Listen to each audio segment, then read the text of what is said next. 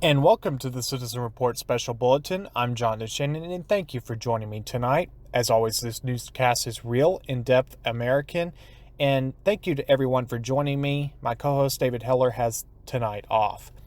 I am coming to you with this special bulletin because of a situation that has developed and is continuing to develop between the governor of North Carolina and the Republican convention.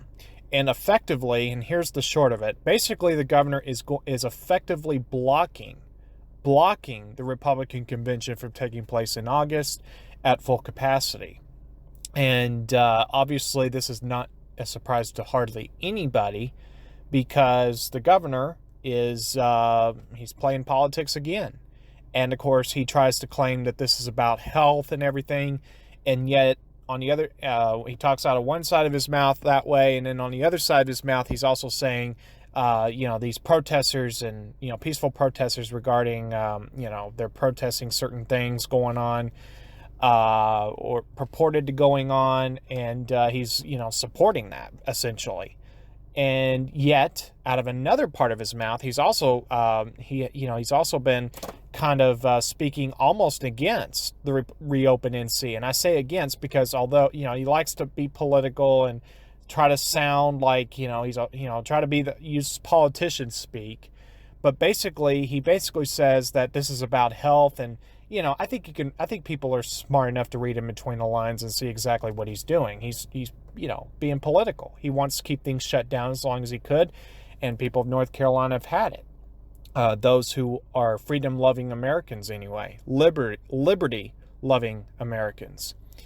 And but I want to get to a quote from the letter, and I think this is so rich because again, he's trying to claim that this is about health, and yet, as his actions suggest pretty much otherwise. Let me get to the quote here on his letter. This is from today, June 2nd, 2020. And again, this is Governor Roy Cooper, his letter to the chairwoman of the Republican National Committee, and also addressed to the president and CEO of the Republican National Convention in Charlotte. And, he goes on and on and on for about a page, and then maybe about a half of another page. But this is one thing he says. The people of North Carolina do not know what the status of COVID-19 will be in August, so planning for a scaled-down convention with fewer people, social distancing, and face coverings is a necessity. Now, let me stop right there and just talk about that for a second. I find it kind of rich that, again, he talks about we don't know what the status of COVID-19 will be in August. Well, that's right. But we also don't know what the status of the flu will be. And we don't know what the status of hardly anything. I mean, it's ridiculous. It's a completely misnomer statement. It's like trying to say that, well, I don't know if God will let me live, or, I'm just saying anybody's like, if it's God's will that, I live only to a certain point, then, it's just like, we're never guaranteed a tomorrow. But, we're supposed to make the most of each and every day. We redeem the times, right? And yet we're supposed to freak out and worry about something that it's just so ridiculous. I hope everyone can see my point and see right through what Governor Cooper is trying to do here, trying to say here. But let me read another quote here. And this is down at the last paragraph now. Quote, as much as we want the conditions surrounding COVID-19 to be favorable enough for you to hold the convention you describe in late August, it is very unlikely. Neither public health officials nor I will risk the health and safety of North Carolinians by providing the guarantee you seek. Unquote. Oh, that's just so laughable. It's so laughable. Because it's like he's trying to speak on behalf of all North Carolinians. And there are so many North Carolinians that want to see this convention. And, of course, the Democrats are thrilled at the prospect of not having the convention. And it's just like, I just wonder if these Democrats would have the guts to go tell this to that business owner, to that person that's lost his or her job. And tell them, something, we're not going to allow this convention to come to Charlotte at full capacity because we we want to be in control and X, Y, and Z reason. and we want to say, keep you safe. And the irony of that is that, by saying that you want to keep people safe by keeping them at home and not being able to work for so long, that you've effectively destroyed their lives in a different way by not letting them have a income. And to think that people can simply forget about paying bills is absolutely ridiculous. Those bills are going to still come. It doesn't matter what you say or do about it. It's just that way. It's kind of society we live in. And I think it's absolutely ridiculous. And I see right through this clear as day, because he went outside. Here's the funny part. Governor Cooper apparently went out, and I don't know a whole lot about this, but according to WNCN, I saw something from WNCN that he went outside, the governor that is, and walked around a bit to basically support the peaceful protesters. And I don't mean the Reopen NC movement. Oh no. See, he didn't truly support them. Those that were just wanting to reopen their businesses and be able to bring home a paycheck because they have to survive. Oh no, it wasn't that one he did that for. Oh, he went out and and I should say he stood with, or walked around to symbolically stand or symbolically support the protesters that claim that there's police brutality, and that's a whole issue in of itself. But my point being is this: is that I can see clear as day the hypocrisy of this, and I've seen pictures of the governor, and it sure doesn't look like a whole lot of social distancing going on with him and his immediate state officials. And it's just like that picture I saw of the media. It's like the members of the media. I think this was on the White House lawn, I want to say, if I'm not mistaken. They literally had their masks off because the press conference was not currently in session. And yet, of course, during the press conference, those masks would be on the part of the reporters. Do you see what's really going on here? This is not about health. This is not about health. This has everything to do about control, and specific to the convention that he has this perfect opportunity to basically thwart Trump's ability to hold a convention. And I think Trump is perfectly in his right to hold a convention. And constitutionally, the governor shouldn't even have a say-so in this. But for some reason, he does. And that's color of law right then and there again. But my understanding is that, not officially, but there is word going around that the Republicans are looking at other venues to host their convention. And I think that's great. I think that's fantastic. They should go elsewhere. I'm sorry that the good people of North Carolina, they're if this actually ends up getting moved, that they won't benefit from it. I'm so sorry for those who are just caught in the crosshairs like this.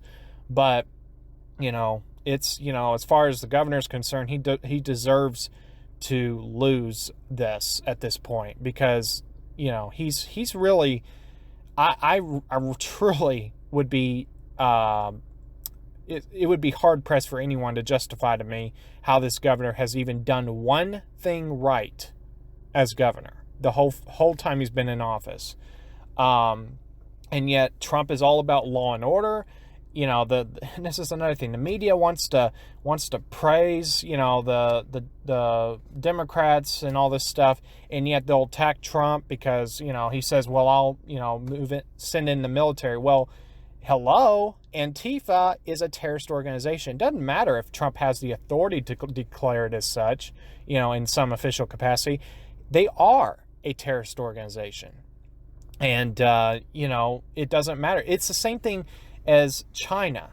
If China invaded our country, I guarantee you the media would be like, Trump doesn't have the authority to use the military for that. It's just so ridiculous, people. I mean, it's just so ridiculous. And it's hard to get my head around all this, and I'm trying my best to keep as up to date as I can possibly be with these headlines. But I have to say, it's tough sometimes trying to keep up with this, because news changes so fast, and there's so much news at that.